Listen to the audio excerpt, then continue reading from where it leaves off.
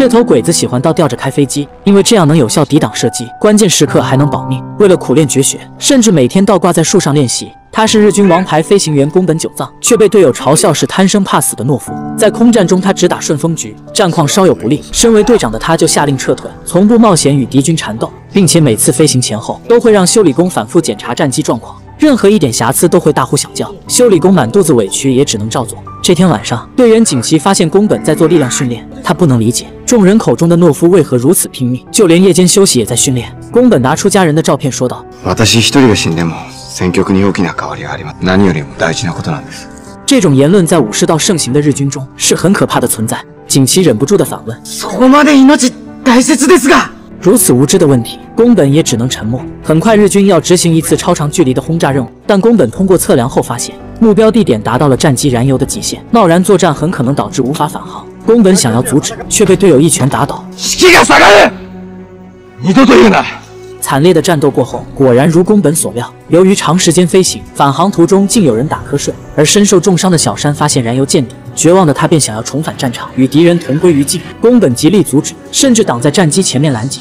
小山放弃了自爆行动。然而，就在战机即将抵达基地时，飞机彻底停止工作，最终只能迫降在海面。等救援赶到时，小山已经成了鲨鱼的午餐。景琦质问宫本：“反正都是死，为何当时不让小山自杀式袭击？那样他会死得更壮烈。”宫本表示，回来或许有一线生机，但如果自爆就必死无疑。景琦依然倔强地认为，军人就应该死得其所，这让宫本彻底愤怒。 まだわからないのか？お前には家族がいないのか？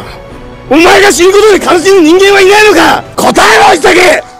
宫本的话让景琦醍醐灌顶。当自己的战机因为油箱中弹迫降海面，他就是靠着宫本给的信念，坚持游了9个小时才捡回一条命。后来景琦患有癌症，竟然奇迹般的活到90多岁。他坚定地认为，在那个年代，像宫本这样的人，其实比谁都坚强。2战末期，日本为了扭转战局，组建了神风特工队，而担任飞行教官的正是宫本久藏。此时他还不知道，这群年轻人都是用来做炮灰的预备队。随着战局逐渐恶化，日本决定孤注一掷，展开了特工行动。在老飞行员的护航下，年轻的学员驾驶战机向敌军战舰俯冲。然而面对密集的炮火，根本没有靠近的机会。